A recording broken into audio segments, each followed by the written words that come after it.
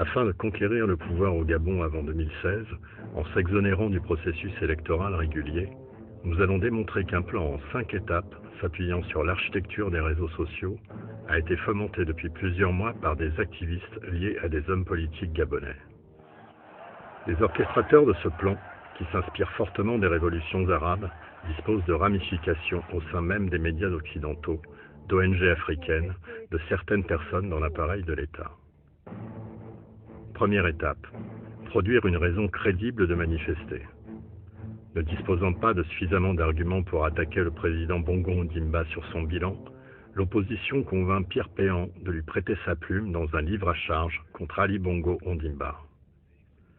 M. Péan, estimant n'avoir pas été suffisamment bien rétribué de son livre sur les biens mal acquis, accepte immédiatement l'offre.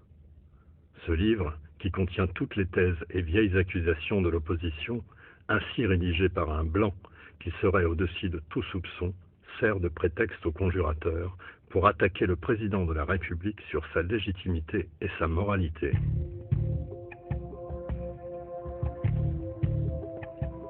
Bien qu'il s'agisse d'une grossière falsification biographique, le livre de Pierre Péan est donc le signal déclencheur.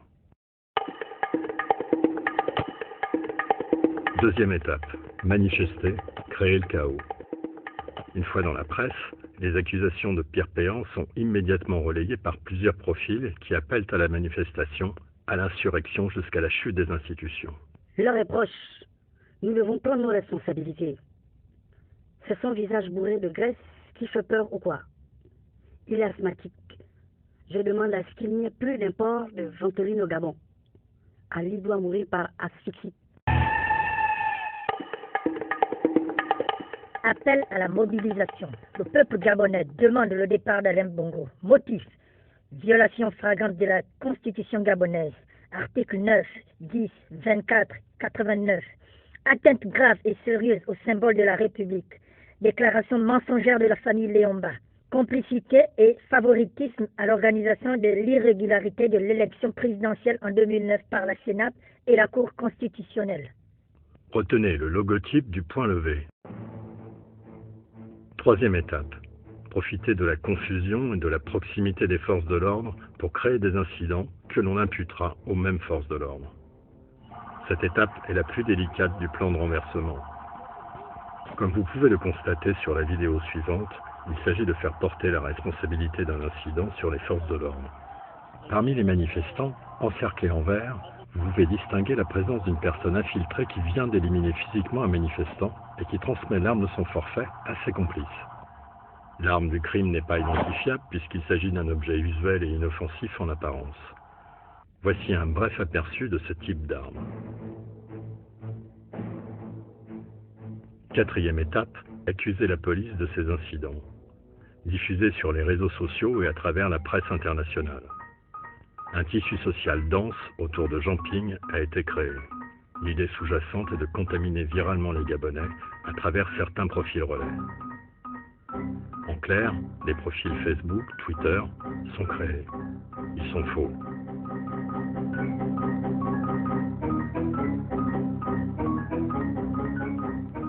L'opposition et la société civile s'en servent pour diffuser des messages aux Gabonais qui croient comme plusieurs qu'il s'agit de véritables personnes ou de véritables informations. L'objectif est que le jour J, au moment du signal déclencheur, on puisse envoyer les images de l'incident provoqué lors de la manifestation à la presse internationale et aux réseaux sociaux. Plusieurs types d'images à cet effet sont utilisés pour incriminer les gouvernements. En voici quelques exemples, orchestrés de toutes pièces.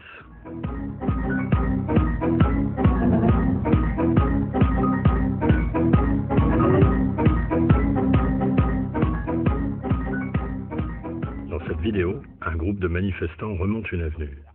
Les activistes viennent à leur rencontre pour les stopper net. La caméra anticipe l'arrivée d'un véhicule de police volé, qui vient percuter de plein fouet le groupe intentionnellement immobilisé. Dans la toile de relais de M. Ping se trouvent plusieurs profils actifs, voire amis de Jean Ping. Parmi ceux-ci, Marcona Esseangui ou Marcel Libama. Vous vous souvenez de la logotype du Point. Vous constaterez qu'elle est en tout point identique à celle utilisée dans les révolutions arabes. Des groupes formés par des ONG étrangères ont adopté cette logotype avant de marcher. Croyez-vous que c'est un hasard que ce logotype soit adopté par les followers de Jean Ping? Croyez-vous que c'est un hasard que certains syndicalistes soient dans le réseau d'amis de Jean Ping? Croyez-vous que c'est un hasard que les syndicats déclenchent leur grève simultanément à la sortie du livre de Pierre Péan? 5e étape, créer le chaos et renverser le pouvoir.